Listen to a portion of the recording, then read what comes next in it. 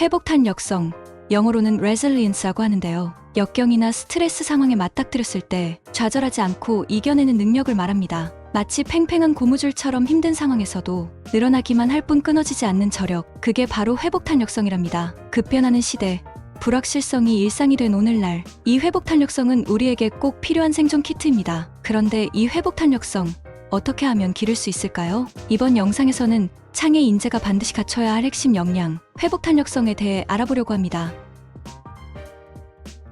표를 보시면 회복 탄력성의 구성 요소가 크게 세 가지로 정리돼 있어요. 첫째는 개인적 요인이에요. 자아 존중감, 자기 효능감, 낙관성, 문제 해결력 같은 것들이 해당되죠. 쉽게 말해 나는 소중한 사람이고 내 힘으로 역경을 이겨낼 수 있어. 괜찮아.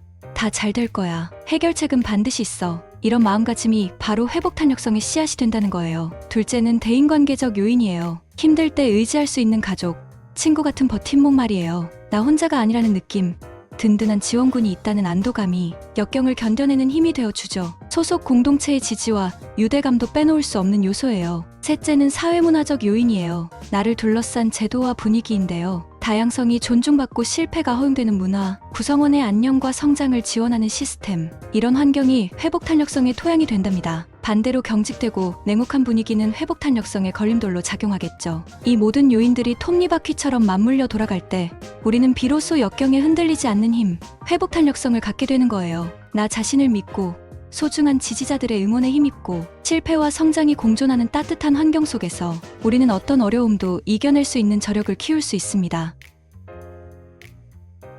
그렇다면 이 회복 탄력성, 창의성하고는 무슨 상관이 있을까요? 결론부터 말하자면 회복 탄력성과 창의성은 동전의 양면 같은 관계에 있어요. 서로가 서로를 북돋우며 함께 성장하는 착한 선순환 구조를 이루고 있거든요. 우선 회복 탄력성은 창의성 발현의 토대가 돼요. 역경 속에서도 좌절하지 않는 회복 탄력성이 있어야 창의적 도전이 가능해지거든요. 안 해본 걸 해보고 실패를 두려워하지 않는 용기, 그건 바로 회복 탄력성에서 나오는 힘이에요. 또 스트레스 상황에서 해법을 찾아 헤매는 과정 자체가 창의성의 씨앗이 된답니다. 기존 방식으로는 안 될 때 새로운 길을 모색하게 되잖아요. 바로 그 순간 우리의 창의성이 꽃피우는 거죠. 역경을 뚫고 나온 경험은 창의적 자신감의 원천이 되고요. 반대로 창의성은 회복 탄력성을 강화하기도 해요. 문제를 새로운 관점에서 바라보고 유연하게 대처하는 창의적 사고가 곧 회복 탄력성의 힘이 되거든요. 고정관념의 틀을 깨는 발상의 전환, 좌절의 순간에도 희망의 끈을 놓지 않게 만드는 원동력이 되죠. 호기심 가득한 눈으로 세상을 바라보고 상상력으로 벽을 뛰어넘는 태도, 이런 창의적 자세로 역경에 맞서다 보면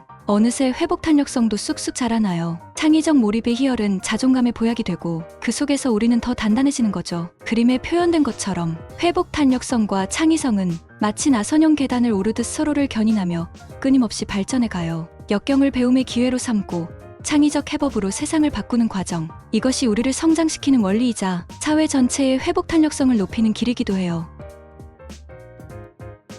자, 이쯤 되면 창의 인재 키우기의 비결이 회복 탄력성에 있다는 걸 눈치채셨죠? 회복 탄력성의 토양 위에 창의성의 꽃을 피우고 그 꽃이 다시 회복 탄력성의 양분이 되는 선순환, 이것이 창의 인재 육성의 핵심 전략이 되어야 해요. 그렇다면 실제로 우리는 어떻게 창의 인재들의 회복 탄력성을 길러줄 수 있을까요? 화면의 표에 몇 가지 구체적인 방안이 제시되어 있네요. 우선 할 수 있다, 성장할 수 있다는 마음가짐, 즉 성장 마인드셋을 심어주는 게 중요해요. 역경을 걱정거리가 아닌 성장의 디딤돌로 여기는 관점의 전환, 이것이 회복 탄력성의 씨앗이 된답니다. 또 창의적 문제 해결의 실전 기회를 마련해주는 것도 큰 도움이 돼요. 도전적인 문제에 부딪히고 해법을 고민하는 경험 자체가 회복 탄력성의 근육을 키워주거든요. 프로젝트나 워크숍을 통해 역경 속에서도 길을 찾아가는 연습, 꼭 필요한 훈련이에요. 여기에 심리적 안정감을 보장하는 환경도 챙겨야 해요. 실패를 두려워하지 않도록 포용하는 조직 문화, 구성원의 마음 건강을 돌보는 서비스, 이런 따뜻한 온도가 유지될 때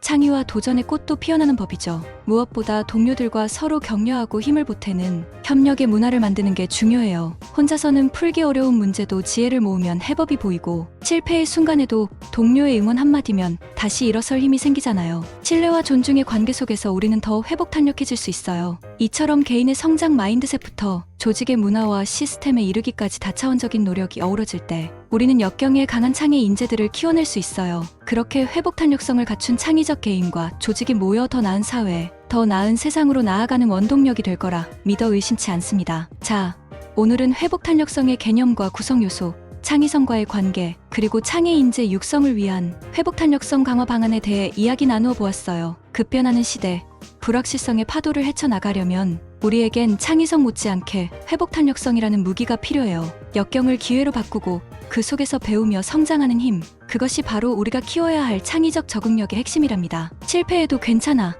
다시 일어설 수 있어. 내 안의 목소리와 지지자들의 응원이 등 뒤에서 들려올 때 우리는 두려움 없이 창의 날갯짓을 펼칠 수 있어요. 마음의 근육을 키우고 함께 성장하는 방법을 터득하는 것, 그것이 바로 지금 우리에게 주어진 숙제가 아닐까 합니다. 오늘 영상이 여러분의 내면에 잠들어 있던 회복 탄력성을 일깨우는 자극제가 되었으면 좋겠습니다.